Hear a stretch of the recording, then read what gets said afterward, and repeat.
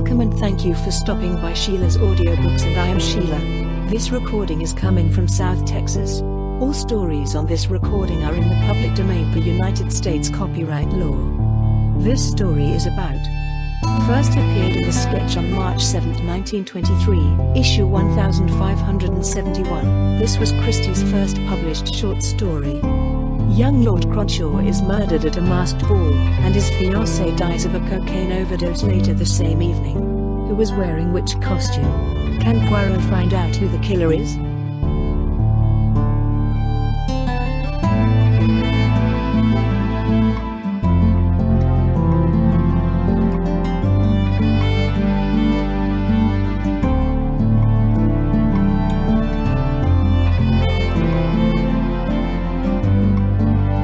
The Affair at the Victory Ball. Chapter 1. Pure chance led my friend Hercule Poirot, formerly chief of the Belgian force, to be connected with the Styles case. His success brought him notoriety, and he decided to devote himself to the solving of problems in crime. Having been wounded on the Somme and invalided out of the army, I finally took up my quarters with him in London. Since I have a first-hand knowledge of most of his cases, it has been suggested to me that I select some of the most interesting and place them on record. In doing so, I feel that I cannot do better than begin with that strange tangle which aroused such widespread public interest at the time. I refer to the affair at the Victory Ball. Although perhaps it is not so fully demonstrative of Poirot's peculiar methods as some of the more obscure cases, its sensational features, the well-known people involved, and the tremendous publicity given it by the press, make it stand out as a cause célèbre, and I have long felt that it is only fitting that Poirot's connection with the solution should be given to the world. It was a fine morning in spring, and we were sitting in Poirot's rooms. My little friend, neat and dapper as ever, his egg-shaped head tilted on one side, was delicately applying a new pomade to his moustache. A certain harmless vanity was a characteristic of Poirot's and fell into line with his general love of order and method. The Daily Newsmonger, which I had been reading, had slipped to the floor, and I was deep in a brown study when Poirot's voice recalled me. "Of what are you thinking so deeply, mon ami?" "To tell you the truth," I replied, "I was puzzling over this unaccountable affair at the Victory Ball. The papers are full of it." I tapped the sheet with my finger as I spoke. "Yes? The more one reads of it, the more shrouded in mystery the whole thing becomes." I warmed to my subject. Who killed Lord Cronshaw? Was Coco Courtney's death on the same night a mere coincidence? Was it an accident? Or did she deliberately take an overdose of cocaine? I stopped, and then added dramatically, "These are the questions I ask myself." Poirot, somewhat to my annoyance, did not play up. He was peering into the glass, and merely murmured, "Decidedly, this new pomade, it is a marvel for the moustaches." Catching my eye, however, he added hastily, "Quite so. And how do you reply to your questions?" But before I could answer, the door opened, and our landlady announced Inspector Japp. The Scotland Yard man was an old friend of ours, and we greeted him warmly. "Ah, my good Japp," cried Poirot, "and what brings you to see us?" "Well, Monsieur Poirot," said Japp, seating himself and nodding to me, "I'm on a case that strikes me as being very much in your line, and I came along to know whether you'd care to have a finger in the pie." Poirot had a good opinion of Japp's abilities, though deploring his lamentable lack of method, but I, for my part, considered that the detective's highest talent lay in the gentle art of seeking favors under the guise of conferring them. "It's the Victory Ball," said Japp persuasively. "Come, now, you'd like to have a hand in that." Poirot smiled at me. My friend Hastings would, at all events. He was just holding forth on the subject, n'est-ce pas, mon ami? "Well, sir," said Japp condescendingly, "you shall be in it too. I can tell you, it's something of a feather in your cap to have inside knowledge of a case like this. Well, here's to business. You know the main facts of the case, I suppose, Monsieur Poirot?" "From the papers only, and the imagination of the journalist is sometimes misleading. Recount the whole story to me." Japp crossed his legs comfortably and began. "As all the world and his wife knows, on Tuesday last a grand Victory Ball was held. Every twopenny halfpenny hop calls itself that nowadays, but this was the real thing, held at the Colossus Hall, and all London at it, including your Lord Cronshaw and his party." "His dossier?" interrupted Poirot. "I should say his bioscope. No, how do you call it, biograph. Viscount Cronshaw was 5th Viscount, 25 years of age, rich, unmarried, and very fond of the theatrical world. There were rumors of his being engaged to Miss Courtney of the Albany Theatre, who was known to her friends as Coco and who was, by all accounts, a very fascinating young lady. Good. Contine Way. Lord Cronshaw's party consisted of 6 people, he himself, his uncle, the Honourable Eustace Beltane, a pretty American widow, Mrs. Malaby, a young actor, Chris Davidson, his wife, and last but not least, Miss Coco Courtney. It was a fancy dress ball, as you know, and the Cronshaw party represented the old Italian comedy, whatever that may be. The commedia dell'arte, murmured Poirot. I know. Anyway, the costumes were copied from a set of china figures forming part of Eustace Beltane's collection. Lord Cronshaw was Harlequin, Beltane was Puccinello, Mrs. Malaby matched him as Pulcinella, the Davidsons were Piero and Pierrette, and Miss Courtney, of course, was Columbine. Now, quite early in the evening it was apparent that there was something wrong.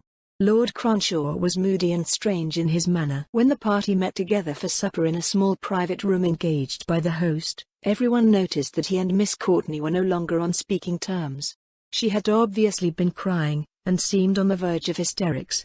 The meal was an uncomfortable one, and as they all left the supper room, she turned to Chris Davidson and requested him audibly to take her home, as she was sick of the ball. The young actor hesitated, glancing at Lord Cronshaw, and finally drew them both back to the supper room. But all his efforts to secure a reconciliation were unavailing, and he accordingly got a taxi and escorted the now weeping Miss Courtney back to her flat. Although obviously very much upset, she did not confide in him, merely reiterating again and again that she would make old Crunch sorry for this. That is the only hint we have that her death might not have been accidental, and it's precious little to go upon.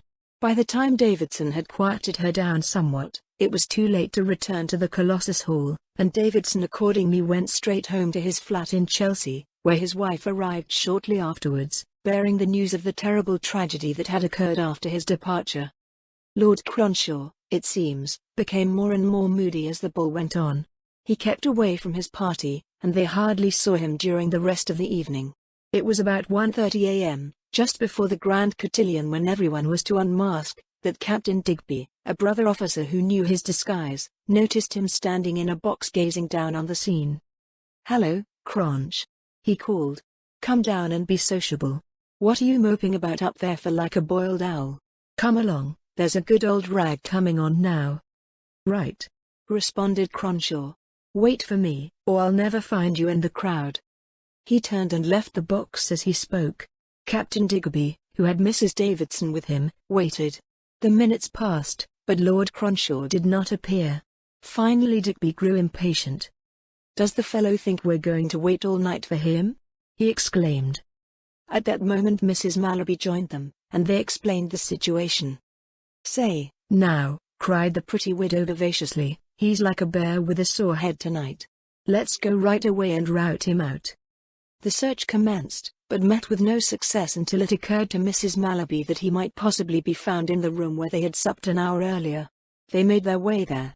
What a sight met their eyes! There was Harlequin, sure enough, but stretched on the ground with a table knife in his heart.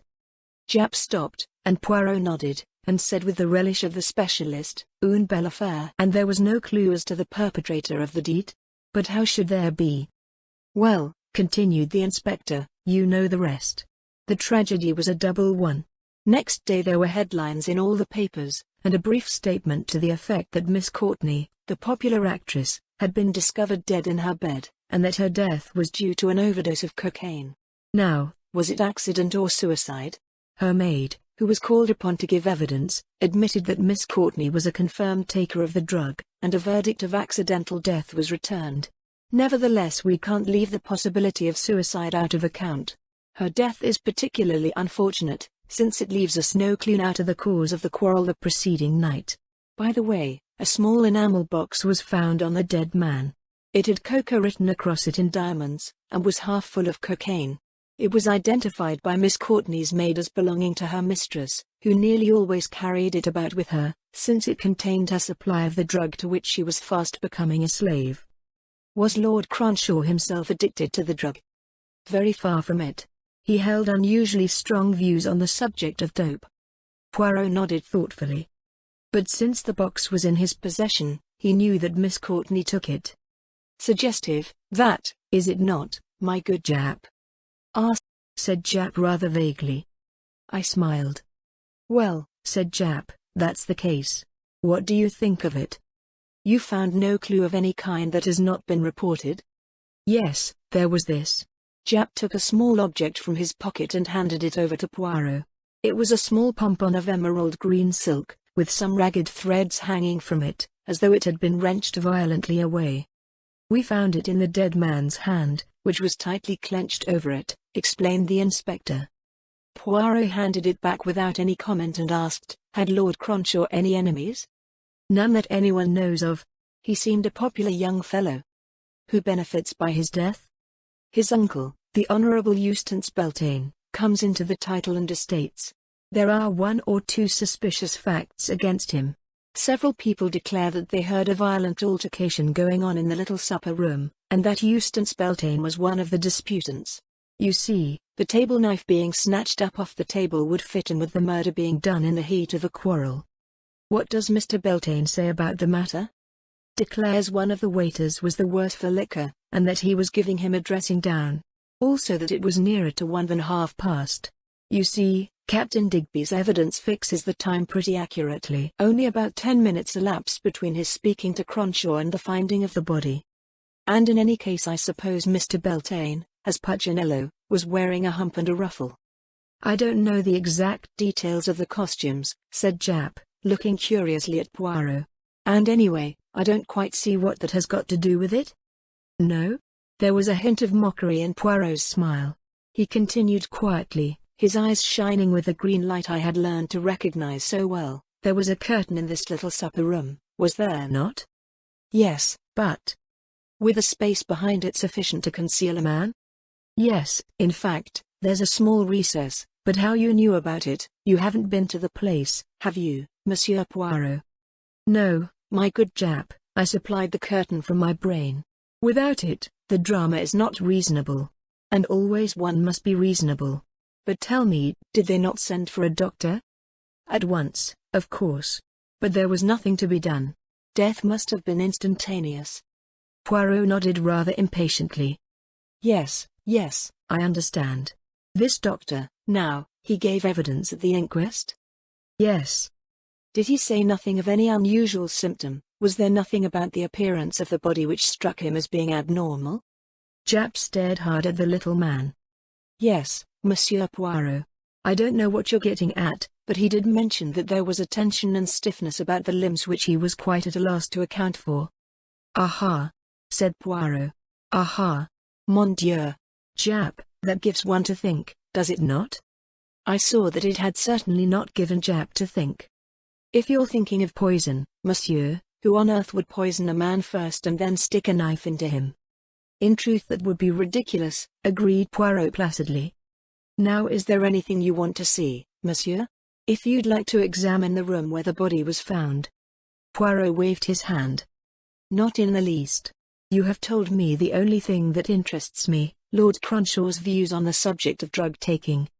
Then there's nothing you want to see? Just one thing. What is that? The set of china figures from which the costumes were copied. Jap stared. Well, you're a funny one. You can manage that for me? Come round to Berkeley Square now if you like. Mr. Beltane, or his lordship, as I should say now, won't object. Chapter 2. We set off at once in a taxi. The new Lord Cronshaw was not at home, but at Jap's request we were shown into the china room, where the gems of the collection were kept. Jap looked round him rather helplessly. I don't see how you'll ever find the ones you want, monsieur. But Poirot had already drawn a chair in front of the mantelpiece and was hopping up upon it like a nimble robin. Above the mirror, on a small shelf to themselves, stood 6 china figures. Poirot examined them minutely, making a few comments to us as he did so. Les voilà. The old Italian comedy. 3 pairs. Harlequin and Columbine, Piero and Pierrette, very dainty in white and green, and Punchinello and Pulcinella in mauve and yellow. Very elaborate, the costume of Punchinello, ruffles and frills, a hump, A high hat. Yes, as I thought, very elaborate. He replaced the figures carefully, and jumped down. Japp looked unsatisfied, but as Poirot had clearly no intention of explaining anything, the detective put the best face he could upon the matter.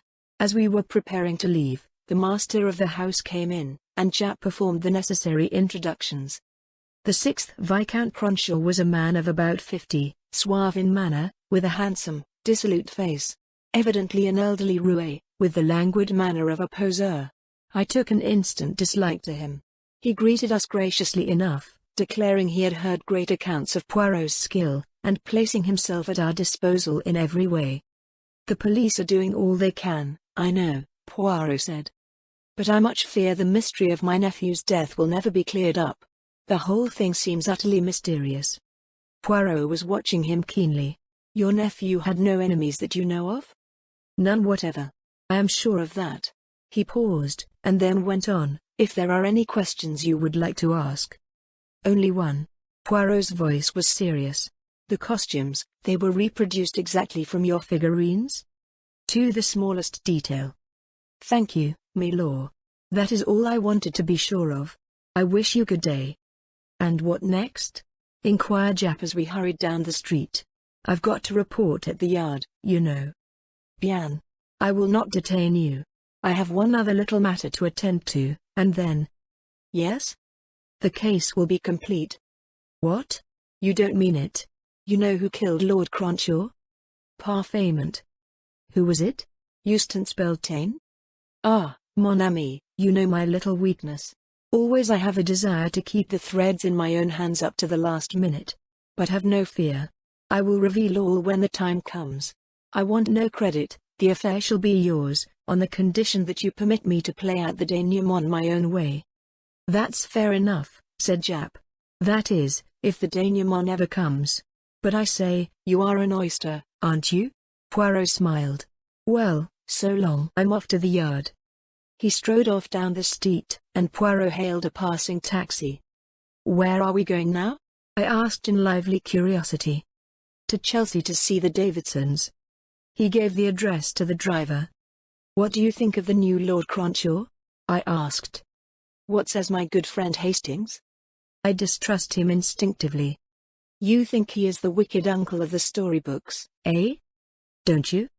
Me, I think he was most amiable towards us, said Poirot noncommittally. Because he had his reasons. Poirot looked at me, shook his head sadly, and murmured something that sounded like, no method. Chapter 3. The Davidsons lived on the 3rd floor of a block of mansion flats. Mr. Davidson was out, we were told, but Mrs. Davidson was at home. We were ushered into a long, low room with garish oriental hangings. The air felt close and oppressive, and there was an overpowering fragrance of joss sticks. Mrs. Davidson came to us almost immediately, a small, fair creature whose fragility would have seemed pathetic and appealing had it not been for the rather shrewd and calculating gleam in her light blue eyes. Poirot explained our connection with the case, and she shook her head sadly. Poor Cronch, and poor Coco too. We were both so fond of her, and her death has been a terrible grief to us. What is it you want to ask me? Must I really go over all that dreadful evening again? Oh, madam, believe me, I would not harass your feelings unnecessarily. Indeed, Inspector Japp has told me all that is needful. I only wish to see the costume you wore at the ball that night.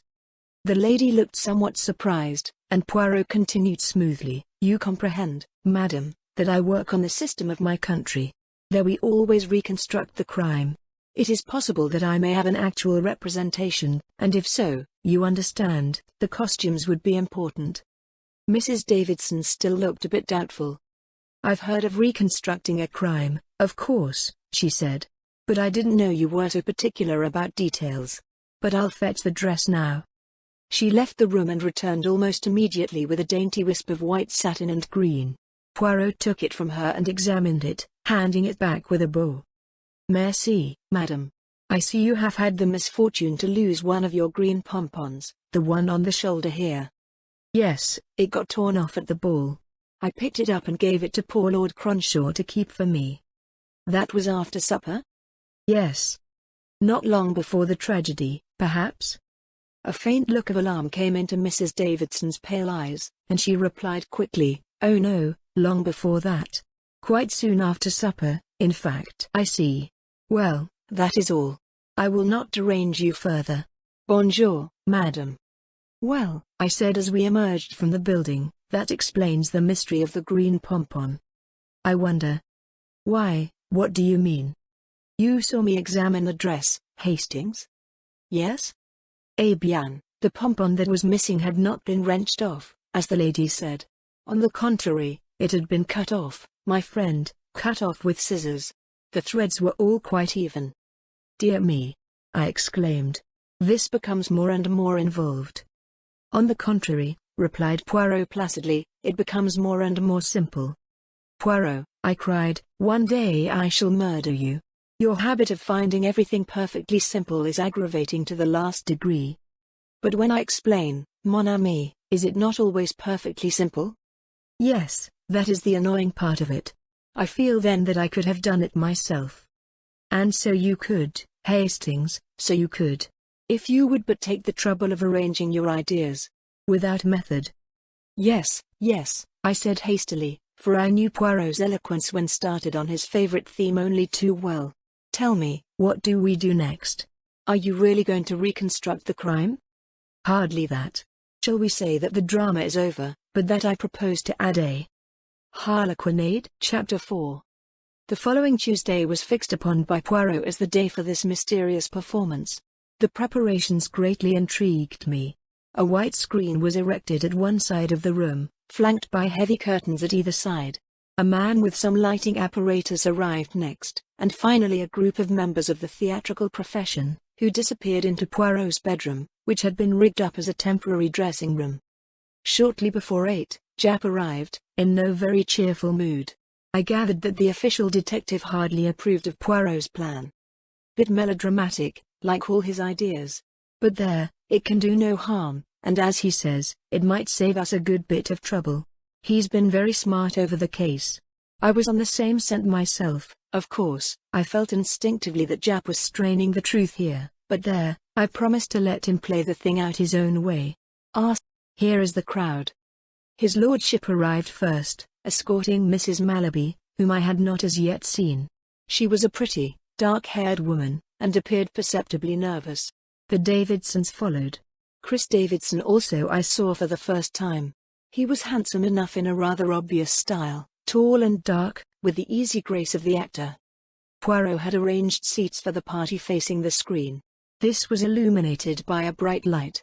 Poirot switched out the other lights so that the room was in darkness except for the screen. Poirot's voice rose out of the gloom.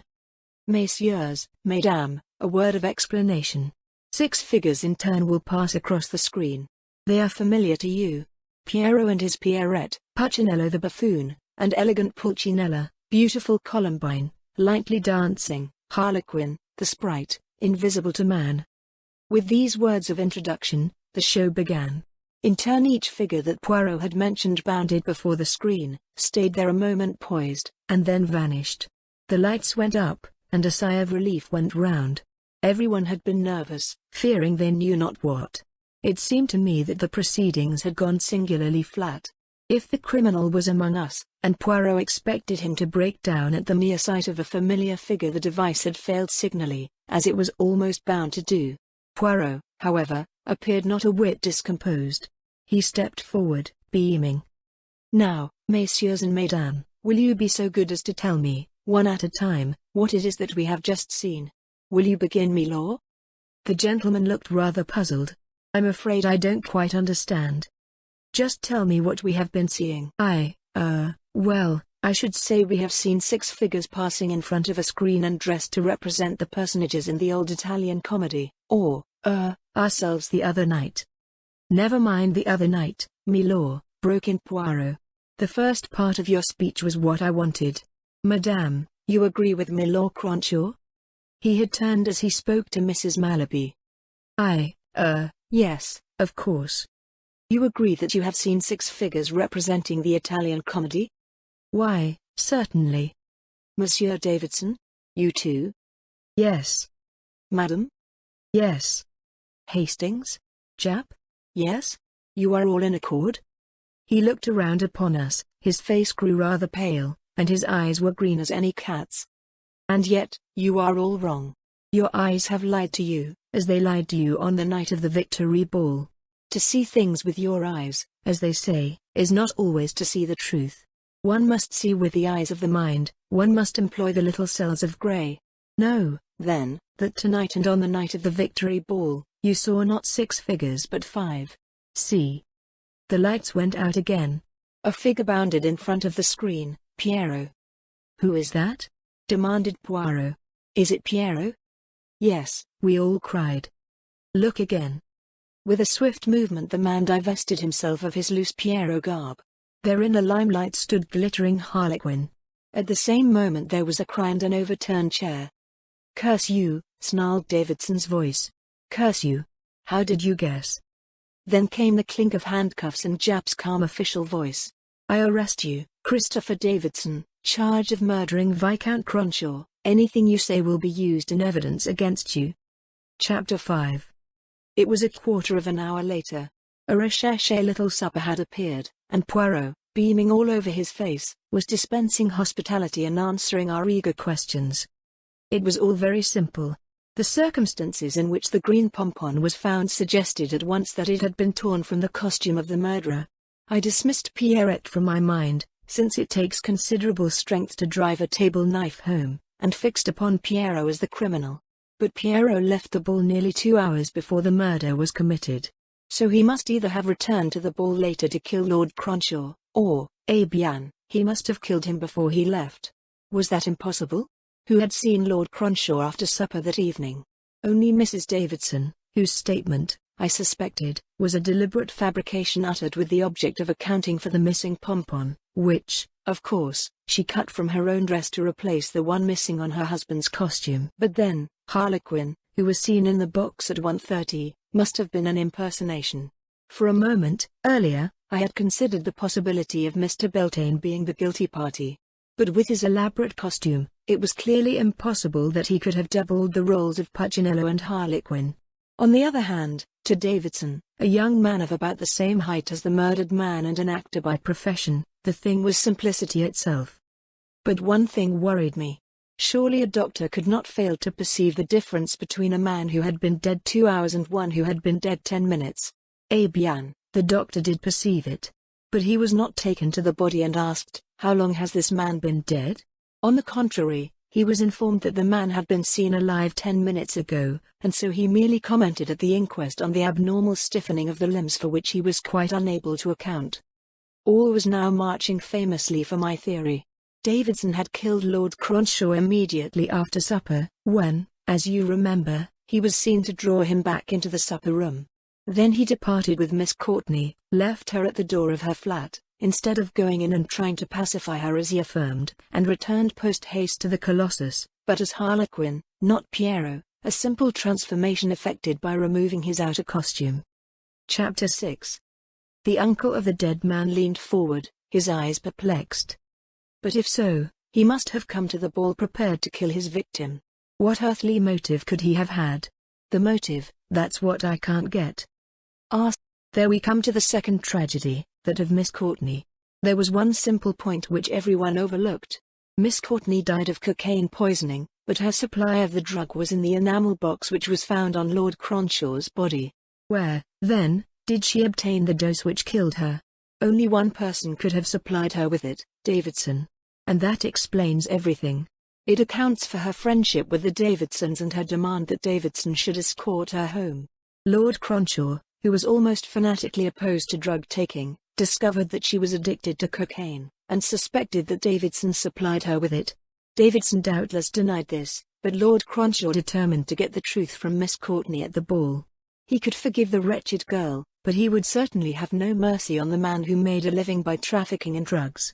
Exposure and ruin confronted Davidson. He went to the ball determined that Cronshaw's silence must be obtained at any cost. Was Coco's death an accident, then? I suspect that it was an accident cleverly engineered by Davidson. She was furiously angry with Cronshaw, first for his reproaches, and secondly for taking her cocaine from her. Davidson supplied her with more, and probably suggested her augmenting the dose as a defiance to old Cronshaw. "One other thing," I said. "The recess and the curtain? How did you know about them?" "Why, mon ami, that was the most simple of all.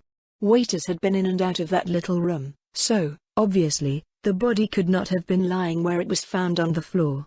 There must be some place in the room where it could be hidden. I deduced a curtain and a recess behind it. Davidson dragged the body there, and later, after drawing attention to himself in the box, he dragged it out again before finally leaving the hall. It was one of his best moves. He is a clever fellow." But in Poirot's green eyes I read unmistakably the unspoken remark, "but not quite so clever as Hercule Poirot."